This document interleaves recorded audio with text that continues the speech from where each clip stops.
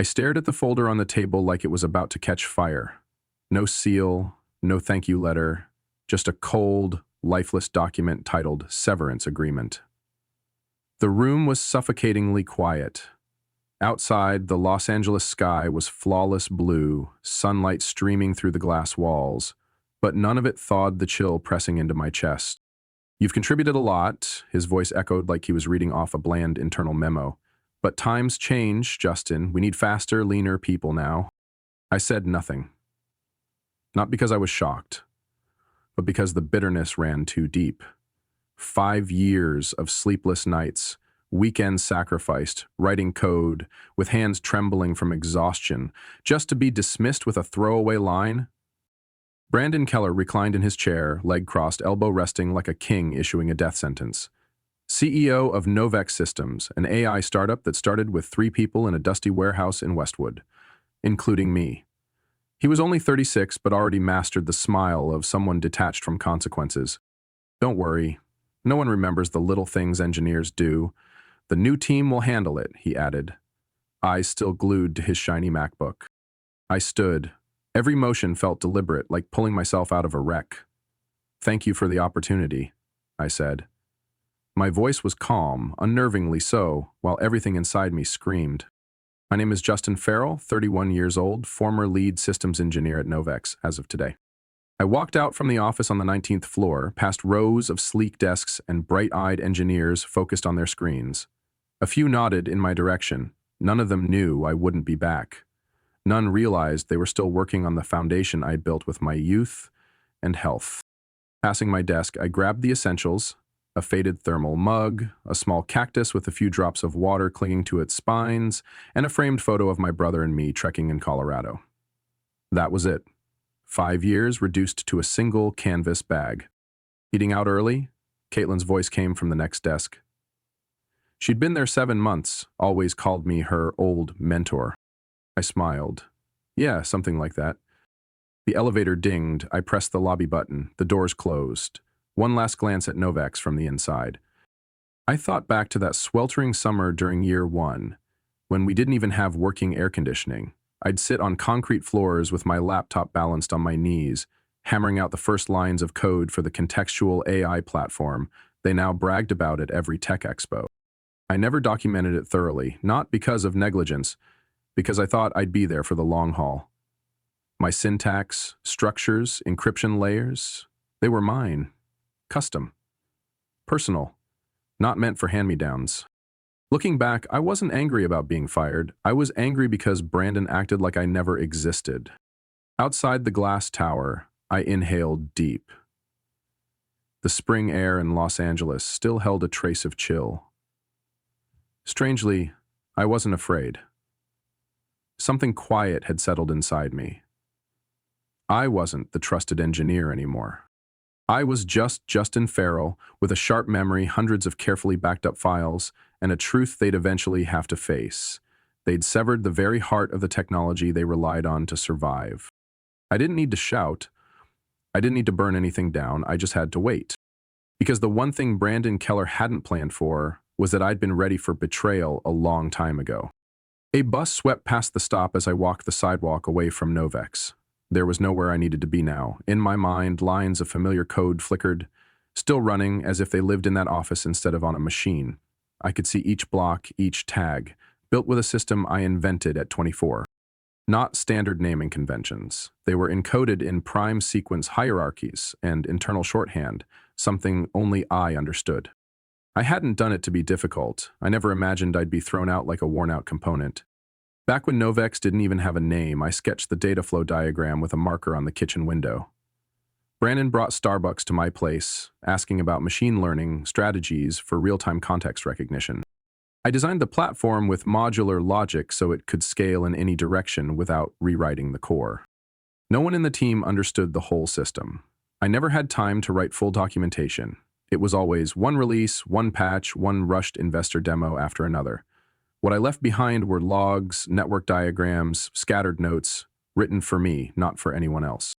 2 years ago, Brandon asked, "Should we standardize the documentation?" I told him I'd get to it after finalizing the new user flow interface. That never finished. Every time I planned to sit down and write, something broke.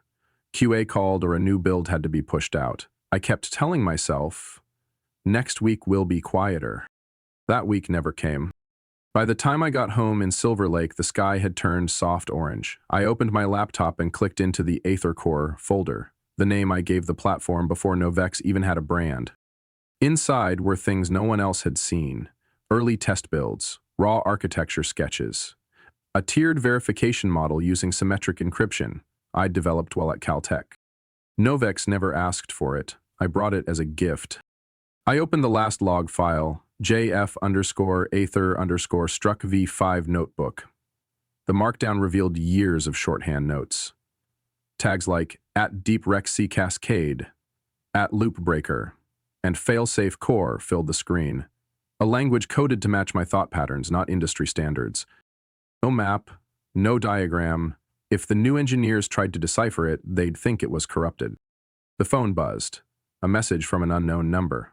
"Justin, this is Tyler Bricks. I'm leading the system transition team. Can we talk?" Tyler, his name came up in a meeting the week before, a systems architect from a firm in Fremont. I didn't reply. Let him wait. I pulled up my personal archive, old emails, design drafts I'd sent Brandon during our earliest days. I scrolled to a PDF, a triple-layer authentication diagram, the core that let Novex handle millions of concurrent connections without bottlenecks. I'd sent that on April 7th, 5 years ago, from my personal email.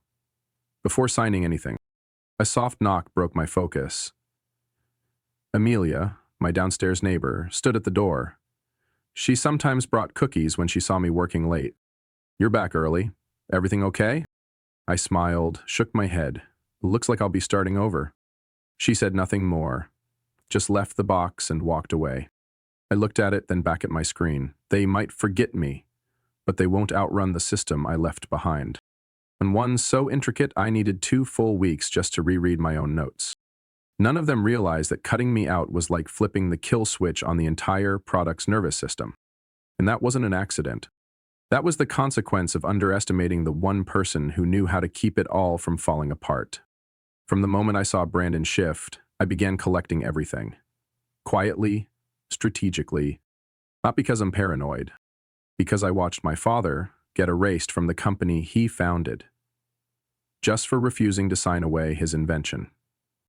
He lost everything except an old brass trophy and a voice dulled by disappointment. I swore I wouldn't let that scenario happen again. 3 months ago, Brandon started inviting technology consultants to internal meetings without informing me. One of them, Miles, a system migration specialist from Texas, seemed like he was brought in to quietly test my replacement.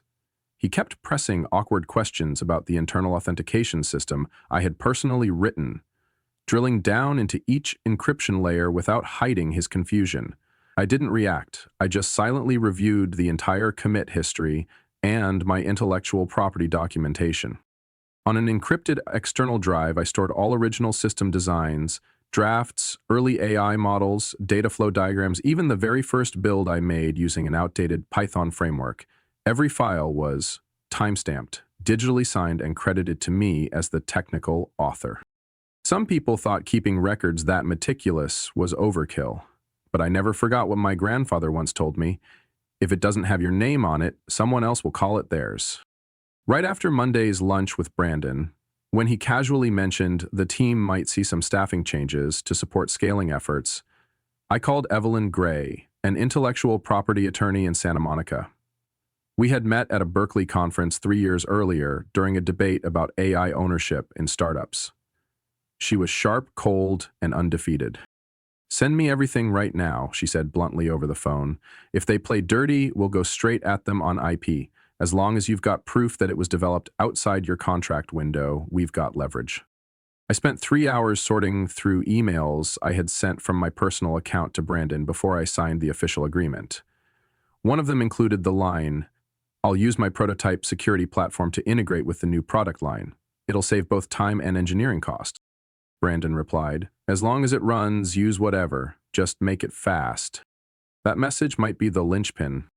I also exported all logs from my personal GitHub account, which contained the original commits of the authentication system I built back in grad school. Evelyn took over the notarization process and filed a provisional patent under my name as a precaution.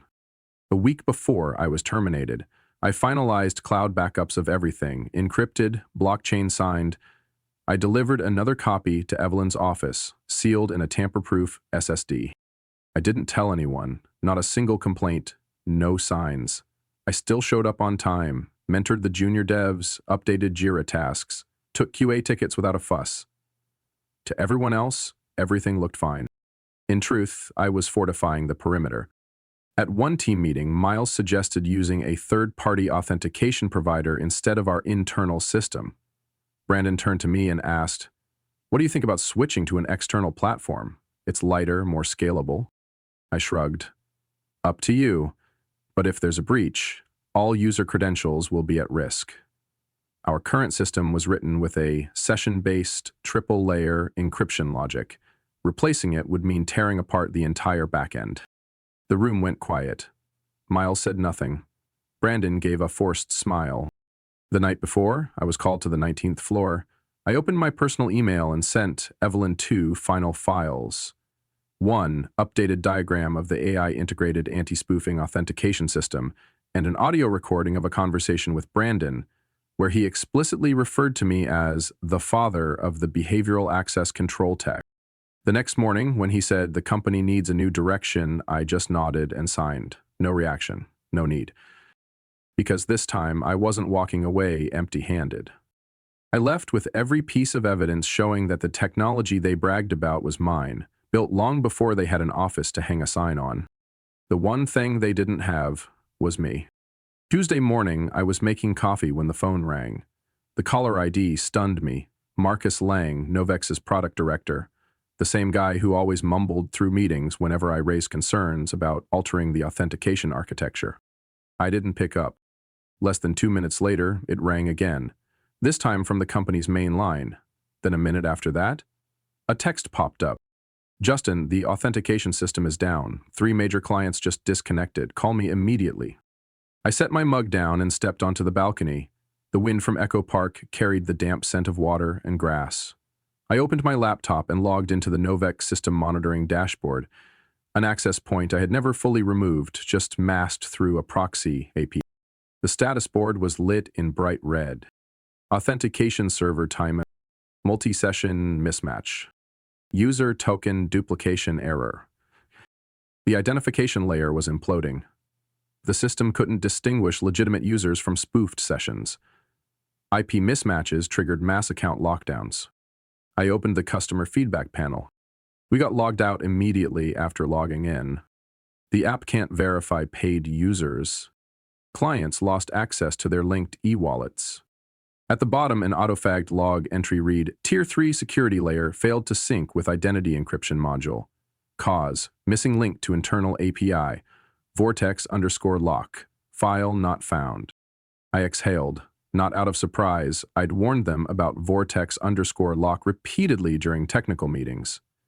It was the encryption layer I embedded in the architecture that tied each session to user behavior patterns, typing speed, finger angle, cursor drift. Without that file, the system was functionally blind. I glanced at the clock. 10:17 a.m. It hadn't even been 10 days since I left Novex. Marcus's next message was shorter. "Emergency meeting, Brandon's losing control, Joseph just got fired." I eased into my chair, opened a new browser tab. On Twitter, Novex's support account was under siege. At Novex Support, "We are aware of login issues. Our tech team is working to resolve them urgently." Below were hundreds of furious replies from retailers relying on Novex's order management system. I checked the tech stock tracking site. Novex's ticker, NVX, was down nearly 19% since the start of the week. Startup forums had begun leaking internal chatter. Novex replaced their CTO, now facing critical authentication issues. Might lose 1 of 3 major investors. Is Brandon Keller really the architect behind Novex's AI platform? Back when I was there, Brandon always told the press, "We built this with proprietary insights, or our AI stack is fully in-house." He never mentioned my name. But the system had never failed. Now, with the only person who understood the logic behind each line gone, the structure was sinking layer by layer, like a tower without foundation. The laptop buzzed again. An email from an unfamiliar address, support@novexus.ai. Subject line, request for consultation, urgent. I opened it. Justin, this is Ava Morrison, recently appointed interim head of systems architecture. Per executive direction, we would like to schedule a meeting regarding the recovery of original authentication layers. Compensation negotiable. Looking forward to your response. I closed the screen. No reply. That afternoon, I had lunch at a small Japanese place in Koreatown. While sipping miso soup, I played a tech podcast Brandon used to listen to. The host's voice came through. While AI startups are racing ahead, Novex has become a cautionary tale about misjudging the role of core technical leadership. I chuckled. Just like Evelyn once said, the one thing you can't replicate is deep understanding of what you built yourself. As I left the restaurant, another message popped up from Ava. We're willing to double the average consulting rate. The system is collapsing. I slid my phone into my pocket and crossed the street without looking back. Because when things start falling apart, that's when people finally see who built the foundation. Friday afternoon, while watering the garden in my backyard, the phone vibrated again. For the third time that day, it was Joseph Lin, former CTO of Novex, the same guy who once patted my shoulder after an investor meeting and whispered, "Don't get too technical. Brandon wants to keep it simple." I didn't answer, but seconds later, the text alert sounded. "Justin, it's Joseph. I'm sorry I didn't step in sooner. We're losing major clients every day. The system is failing completely. They need you. I need you. Please call me." I set the watering can down and dropped into the wooden chair under the oak tree. Sunlight flickered through the leaves onto my screen. I scrolled through unmissed messages, 11 missed calls, 5 emails, and 3 LinkedIn messages, all from Novex staff. One was from Ethan Mallory, the young engineer who had worked under me for nearly a year. "Justin, I don't know what's going on anymore. The tech team's lost in the fog. Miles gave up. Ava's overwhelmed. I'm sorry I didn't stand with you when things started falling apart, but now I understand. You're the only one who truly knew the soul of this system." The words sat stark on the white screen. No emojis, no exclamation marks, just raw desperation. I remembered Ethan's shaking hands the first time he got stuck debugging the authentication stack. I'd told him to type as I guided him line by line. He had potential, but no one had trusted him enough. Now, he was trying to keep alive a system designed by someone no longer there. As I was about to stand, the phone rang again, an unknown number. I let it ring 3 times before picking up. "Justin." The voice was deep, controlled, unmistakably Brandon Keller. "I won't waste time," he said. "Letting you go was a mistake. No one on the team understands the system like you do." I stayed quiet. A soft breeze crossed my ear, muffling him slightly. "We're ready to sign a consulting contract. Name your rate. I'm talking 6 figures for a week of work, no strings attached." I let out a small laugh, not for the money, but for the panic laced in the voice of the man who once dismissed me with, "No one remembers engineers." "I'm busy," I said. "Good luck."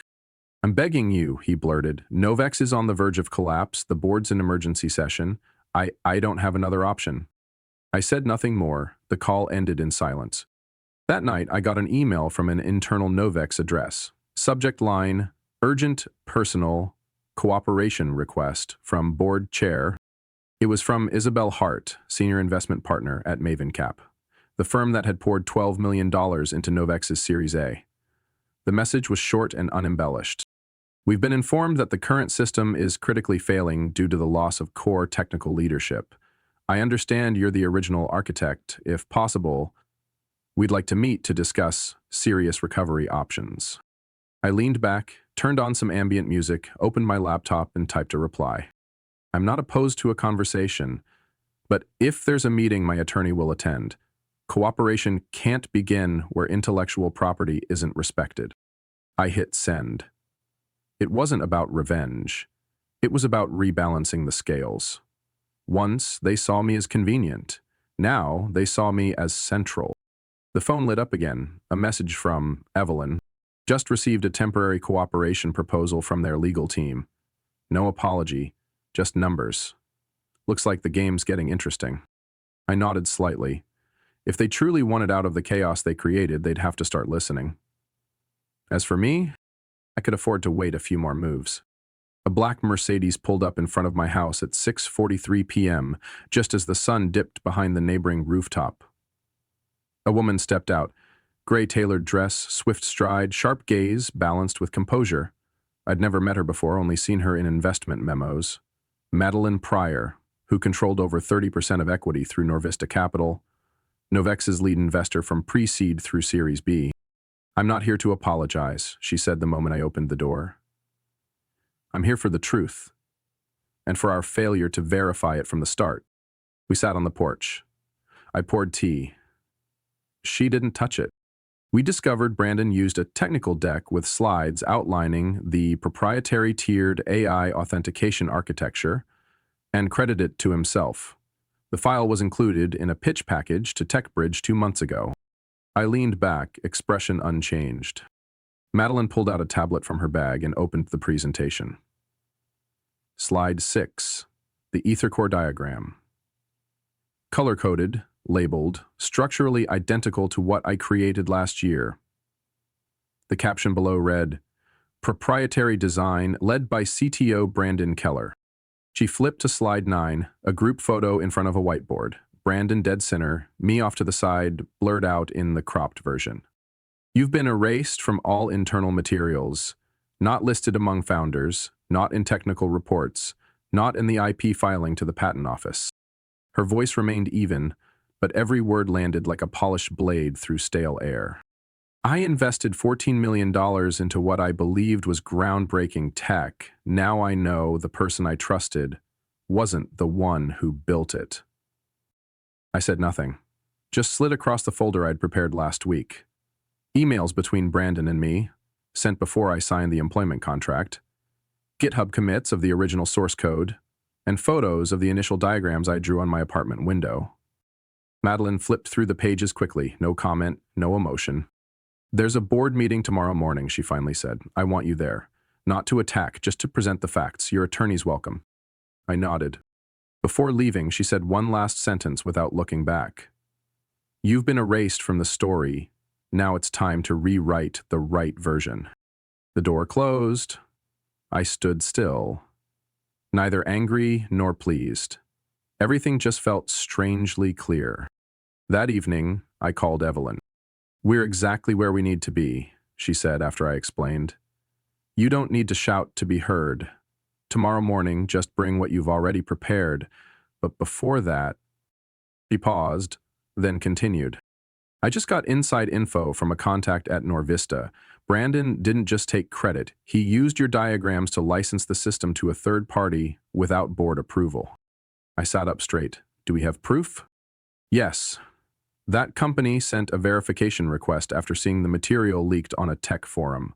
They suspect the entire platform may be legally invalid." She waited a beat. "Tomorrow, we're not just confronting Brandon. We're confronting the entire structure he built on something that was never his." I ended the call and reopened the EtherCore folder for one last check. All files had been backed up to 3 locations, encrypted with dual-layer security. I pulled back the curtain and looked down at the quiet street. On the table, the printer had just finished the last page of our original startup agreement. Near the signature section was a small note. "Party B may contribute personal intellectual property to product development unless Party A explicitly requests a transfer of ownership." No one ever requested it. Now they'd face the cost of that oversight. Norvista Capital's building on Wilshire Boulevard had its 25th floor lit earlier than usual. When I stepped off the elevator, Evelyn was already waiting, holding a thick binder marked with 3 tabs: chronology, legal IP, and internal correspondence. No one said a word as we walked down the glass-walled corridor, sunlight glinting off the marble floor like a reminder. Ambiguity had no place here today. The conference room doors opened. A long, oval oak table gleamed under the lights. 12 seats were filled: executive team, legal reps, investors, and Brandon Keller, wearing a black suit buttoned like he was headed to give a keynote, not face a reckoning. Evelyn and I took our designated seats. Madeline Pryor, who had come to my house the night before, nodded in acknowledgement. No smiles, no pleasantries, just tension wound tight like a drawn bow. The chairperson spoke first. This emergency meeting was called at the request of the investors to evaluate an ownership claim regarding the tiered authentication product, AetherCore, currently used as Novex's core platform. Brandon leaned back, his tone flat like a scripted statement.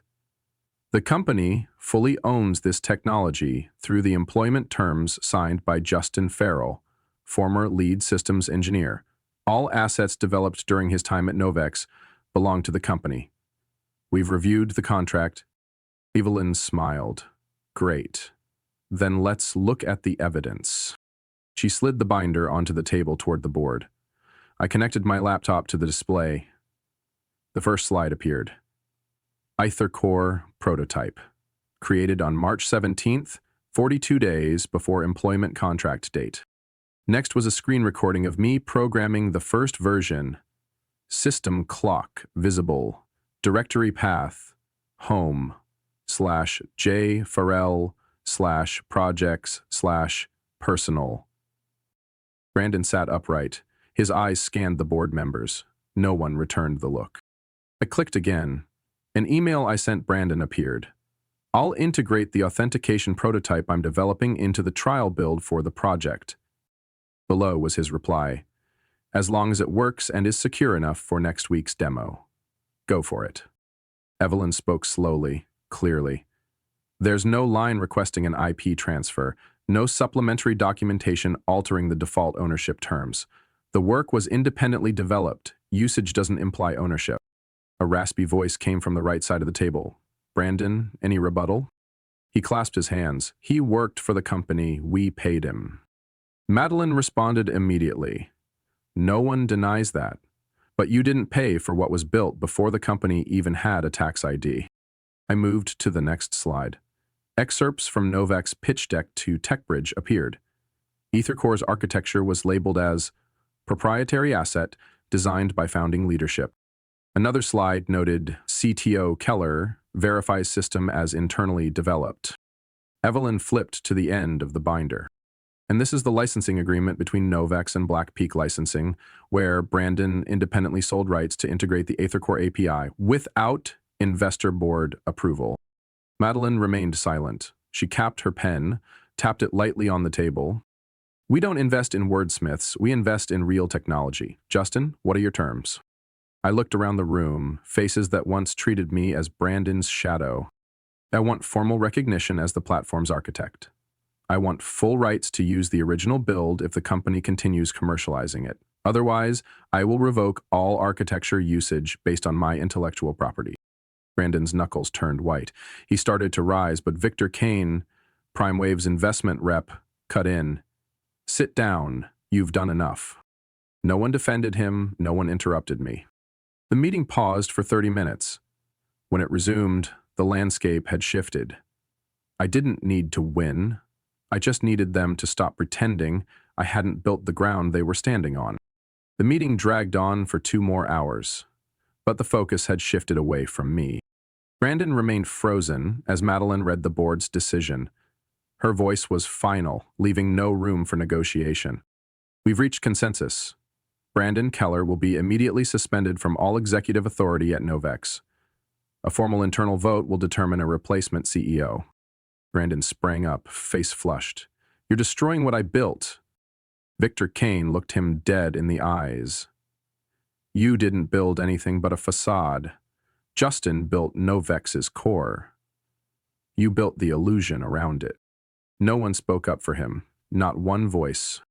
Brandon cast a panicked glance in my direction, then grabbed his phone and stormed out, like a man who just lost the wheel to his own ship. Silence returned to the room. Madeline turned to me. Justin, we need you to lead the technical direction. I hadn't said a word yet. Specifically, she continued, the board proposes you take on the role of interim CTO. In addition to an adjusted salary, you'll regain full intellectual property rights related to AetherCore, along with 4.5% common shares with voting rights. All terms will be formally documented. Evelyn placed her hand on the binder in front of her. We'll review the clauses and respond within 24 hours. No need, I spoke. I accept. On one condition. Madeline nodded. Go ahead. I want an official statement from the company issued to all employees, partners, and the media acknowledging who developed the core system. No more misattributions. No more silence. Victor offered a faint smile. Completely fair. The resolution passed without objection. Monday morning, I returned to Novak's headquarters. The elevator stopped at the 6th floor. The logo remained the same, but the atmosphere had shifted. Today's greetings weren't just polite. Some engineers nodded with hesitation. Others held their gaze like they were anticipating a spark. Ava Morrison, who had been bumped up to lead the team in my absence, approached and shook my hand. I read the press release everyone has. I nodded. We're rebuilding, step by step, starting with fixing the technical documentation, then cleaning up the API mess. Entered the new office, the one that used to be Brandon's, but didn't sit down. I powered on the large screen and pulled up the system diagram from 2018. Ethan was the first to walk in. Can you show us again how the session data flow works? I smiled and pointed at line 3, B7C, sync layer. This is where everything starts to break down. We need to decouple the sync tier. Now, every eye in the room wasn't watching out of curiosity, but trust. 4 days later, Novex issued an official press statement. We are proud to confirm that engineer Justin Farrell is the original developer of the foundational Aether Core authentication system. Previous inaccuracies have been corrected. The company commits to recognizing and protecting all technical contributions from our team, starting with full transparency around IP structure. The article was published in Tech Digest and racked up nearly 20,000 shares in under 48 hours. The same tech forums that once mocked Novex now buzzed with new headlines. Oral returns, Novex revives. The forgotten engineer now holds the company's fate. That evening, I received an email from an old address. Brandon.k@kellerlabs.io. No subject line, just one sentence. I should have realized a system isn't just code. Congratulations. I didn't reply. There was no need. Sometimes, people only realize what they had when it's gone. Now, I didn't have to prove anything with words. The industry was speaking for me. 2 months after I officially became CTO, the Aether Core system was fully stabilized. The most critical security patch was completed a week ahead of schedule, and all rogue code Miles had tried to insert was removed. Internal reports showed an error rate drop of more than 82%. Major clients, including Heliomart retail chain and Nextbrick's trading platform, returned after retracting termination notices. The support team no longer needed overnight shifts, and customer satisfaction metrics began climbing steadily. We restructured the technical department. Ava took over API integration, Ethan was promoted to platform development deputy, and others who had been sidelined under Brandon were restored to roles that matched their real capabilities. I didn't use Brandon's old office. I turned it into a tech strategy room where anyone could pitch a new idea. Every Friday, I met with a small group to discuss short-term directions. No hierarchy, just solutions. Novex's turnaround got the tech world talking. No longer a startup on the brink of collapse due to internal drama, but now a team that turned the tide from within. On a popular tech podcast, the host put it plainly. Novex was saved not by financial tactics, but by the person who was pushed out of the very system he built. I didn't listen to the full episode, but Ava sent me the link with a note. This time, they got it right. Meanwhile, Brandon, according to rumors, was trying to start a new company, an AI-based consumer behavior analytics platform. No investors responded. His LinkedIn status changed repeatedly. Stealth mode founder, then consultant in residence, then nothing. His posts got little engagement. Articles once praising his leadership had been deleted. A friend in the startup scene sent me a screenshot of an internal investor thread. One message read, Brandon Keller? If he's tied to that Novex IP mess, I'm not putting in a cent. I didn't feel triumphant. There was no one left to compete against. By the 3rd month, after the noise had faded, I received a handwritten letter. Pale brown envelope, no logo, no return address. The handwriting was so familiar I paused before opening. Justin, I'm not asking for forgiveness, but I need to say this plainly. Not through email, not through PR. I was wrong. I should have credited you from the start instead of treating the system like a commodity I could stamp my name on. I was too confident, too hasty, and too afraid of losing control. Novex still exists because you didn't destroy it, even though you had every reason to. Thank you for not burning it all down just to get even. Brandon, I placed the letter in my drawer next to the old hard drive that stored the first version of EtherCore. I didn't reply. The next day, at the press conference for our latest update, I was invited to speak. I said only one thing on camera. Novex was once built on a strong technical foundation but weak recognition. Now every contribution is clearly and publicly acknowledged, not for fame, but to preserve truth. Because without truth, any system has a fatal flaw. After the event, a young engineer from the security team approached to shake my hand. He asked, "Do you regret coming back?"